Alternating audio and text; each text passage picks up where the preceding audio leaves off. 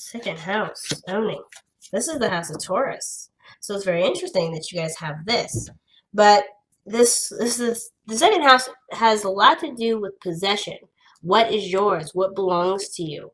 Taurus rules rules the second house, and its key words, right? Its key phrases, um, I have. Okay, so with Taurus, I believe a Scorpio is I possess, but I want to double check really quickly with that. But the premise for the second house would have a lot to do with perhaps finances, with money.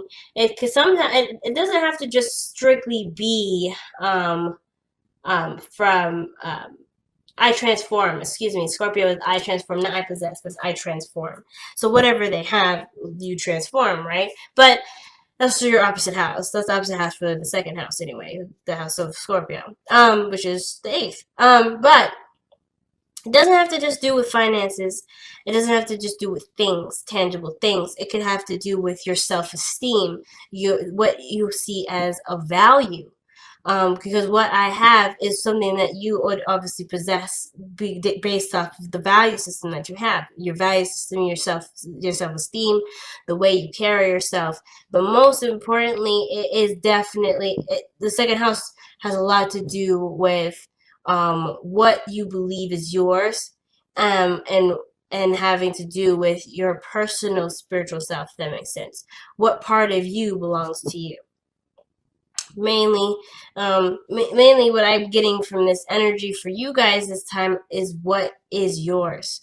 Okay, what is yours? And it may have to do with self-esteem, but I don't know yet. So we're gonna have to kind of dive into the reading to really get a closer look as to what the second house is tailing to. Okay, Three of Swords. Ooh. That's past pains and old issues, but you've noticed those. You're going through the process of healing them, healing old pains and things like that. So I'm going to be pulling a miniature modified Celtic cross. So the places will be different from their typical way of reading. And this is just how I like to read my cards, guys. Alright, so underlying energy is the Six of Cups. Underneath that is the King of Cups. The rest of the cards are upside down, or is right side up. It's only the Six of Cups that came up reversed. Very interesting. And I make sure to shuffle it in a way that no cards are upside down. But I've been noticing with this deck, there's been cards that come up reversed. I don't read reversals though, but I'm definitely going to acknowledge that it's definitely weird, and something that I will take note in later on. The Six of Cups, what that card really indicates to me, especially in your underlying energy, Scorpio, is that there has to do with a soulmate connection or having to do with something referencing the past. Because we already had the Three of Swords come up, and that's usually a past issue, something that does refer to something that's already happened. And the Six of Cups, this could indicate to happy memories, rose-tinted glasses. The Six of Cups could also indicate children, but I don't think there's really any children involved. Some of you guys may have some direct children involved, but I don't think it's the case. But anywho, what makes you happy? What memories do you have of a time when you felt the most happy, the most innocent? I feel like this is a snapshot of innocence here. Okay, it's a snapshot of innocence in which this is before you lost your sense of innocence. This is a time when you, where everything was wonderful. It was a time of ignorance in a sense.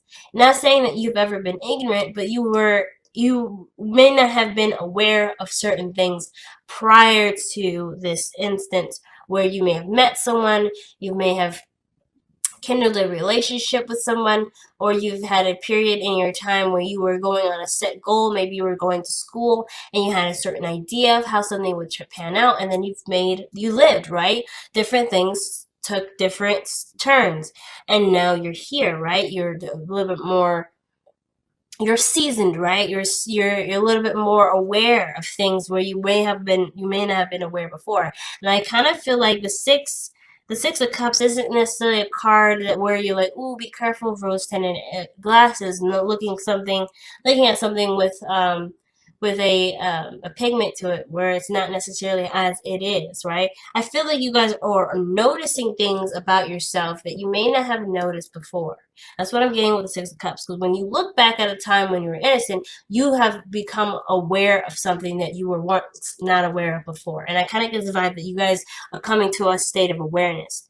Now, with that state of awareness coming up, you have your heart of your reading is indicating that there is a bit of defensiveness, but not in a bad way. But you have something to stand by. You put in a lot of work into something. You did a lot of pushing with this, not in the sense of like forcing something to happen, but you have gone through enough turmoil to know what turmoil looks like. But the reason why I brought up defensiveness is because the Five of Wands is right crossing it. You've already, if the heart of the reading is suggesting that you have surpassed this moment, the crossing would suggest that this is also a hindrance. This is something that's also in your way. This is what you're defending yourself against, constant conflict. But I feel like you've already done the conflict already. Something already tells me that the situation in which you've been through with this Five of Wands has already happened, which is why the past cards had come up twice. Three of Swords, and then the Six of Cups. Two cards that reference the past, and then now you have current energy, which is the Seven, and then you've gone back a step with the Five. I feel like you're looking at a situation and trying to become more aware of conflict before it arises, because you do not want to be caught off guard. I feel like there's an energy where you're refusing to be caught off guard. So you're paying more attention to detail, you're hyper aware, and you're hypersensitive to situations that are coming to you or signs that something's brewing, okay? Now in the past, the Justice card comes up. I feel like you got something straightened out, things set to rights here. So I think some things may have been unfair or not quite as balanced as you would like it in the previous, but you've shaped it up. Something has happened where things are now at a stable place. You've gotten yourself pretty far here with justice. Now, I feel like this is not necessarily to do with necessarily taking action in a situation. Some of it can be, but mostly where this has come from is forgiveness. Or noticing a situation from this other point of view, and you're able to balance the scales. You're able to even the keel, okay? Now you have the Page of Swords, where you're looking for more information, you're observant, and you're aware. But I feel like also there may be some immature communication here that you're noticing.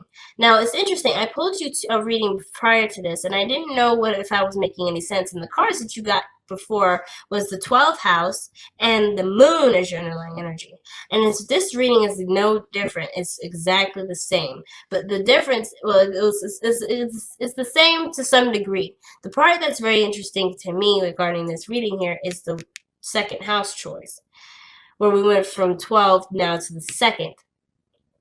And I feel like this is about what you know. And the last one I feel like was definitely about what you know, even though it was suggesting the 12th house and the moon, where something may be going on and you may be aware of it, but you don't know yet, so you had to just kind of hang tight. This reading is telling me the same thing. I feel like you're picking up on some small indication that something's going down, something needs a little bit more awareness, but I feel like I kind of feel like things are going to be fine and things are going to move very smoothly, but you're just so aware of what something could lead up to that you're preparing yourself for something, not necessarily for something bigger than it probably is.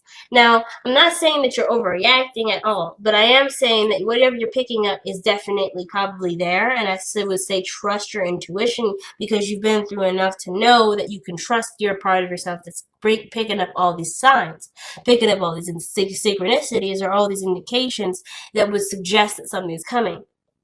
So I'm definitely not saying not trust yourself. Trust yourself. But in the way of handling it, perhaps, there may be something that's coming in that may need a little bit more conversation and it doesn't need to actually go crazy or fall off the rails. So I feel like with the Five of Wands, it's indicating that the situation there is some sort of conflict, but one where it can be easily resolved, if that makes sense. Because I see the Knight of Wands here. It's going. That's having more fun and focusing on the passions or the situation at hand rather than, straying off and letting it get too crazy. So I feel like right now, yes, you know something's coming, Scorpio, but the way that you're going about it is very good with not reacting to what you feel, but just being ready to hear what you need to hear so that way you can dispute whatever this arguing is, whatever this imbalance is, or whatever this conflict is, because you are hyper aware of what that looks like. You already know what that looks like. So it's nice to see the Knight of Pentacles because it's telling you, it's not telling you to do anything, but I feel like your approach with it is slow and steady. The card is the card of slow and steady. Sorry, the Knight of Pentacles is the card of slow and steady. Taking it easy, being very meticulous, and coming at it with a strategy. This could have to do with your workspace. It could have to do with something at work or somebody that is just, you could be dealing with somebody that may not be up to the skills desirable, but this is someone that doesn't necessarily stop to just admire. It's someone that's slow moving and slowly progressing in a positive way. And I feel like this could be you taking this opportunity with what you know and taking slow approaches and how to handle them differently. So I feel like with this coming up here, the sixth. Oh my goodness, I don't know why I'm not saying the second. I'm just trying my best to not say the second today. The second house is interesting when it comes up because this would, like I said, this suggests what belongs to you, what is yours. And I feel like what is yours, what you value, is knowledge and information. Material that you can use to work with, because I feel like the situation is that someone may be bringing you a message or some sort of information that's expressive of something that may need more looking into. Okay, and it could be someone calling someone out, being someone that's that's coming from a preconceived notion of something that doesn't necessarily exist, and it could be squashed right here and there, but it comes from a cool collected attitude, and it comes from someone that's looking for solution rather than causing more chaos, which I feel like is you are the person that's coming into it thinking, okay, so this is what's happening, let's take a slower approach, let's take a quicker approach. Now I kind of get the vibe too for some of you guys. This could indicate that there may have been a perceived notion that something was, was straightened out, or this could be that there was a problem that came up immediately. Now, the Justice card doesn't always come up. It is not a card that would signify problems. This is something that Justice is a card where things are balanced out, where they're straightened out, they're made even, and things are either resolved or again forgiven. But this is usually a situation where there is a call for some sort of judgment or some sort of a call of a situation that needs more that needs to be precisely handled in a way that needs to be sorted out in the best way possible. And I feel like with the Knight of Pentacles coming in, the only way for this to be worked out is for all the pieces to be brought together, for all the little pieces to be brought together. And I think that's the way that the situation could be resolved the best, is by looking at the situation from a practical standpoint and from a standpoint of progress, but that obviously needs to be overseen over time. So very interesting reading so far, Scorpio, or thus far. Very interesting reading. I kind of get the vibe that for a lot of you guys, this has to do with more of a community setting for you, not necessarily just an interpersonal relationship. But with the Six of Cups and Justice coming up, this is a past life lover or someone that you've been married to for quite some time, and where things may have been falling out in some areas. because you're experienced and and conquered other issues in your relationship, this is no different. How the approach will be is, taking that small that taking your stance and looking at it from the perspective of someone else's, right? Or looking at someone else's perspective. There's something here where you've grown and matured in such a great deal that there's no need to worry if there is any. I'm not getting really any worried vibes. I'm not getting any anxiety vibes, but I am getting the sense that what the situation is looking like, and you are currently taking precautions not to to respond to the situation um too much, like with too much aggression, because I think the situation just needs more precision, which I feel like that's what you're noticing. Something needs more precision, and something that needs more concise action and a strategy to overcome it.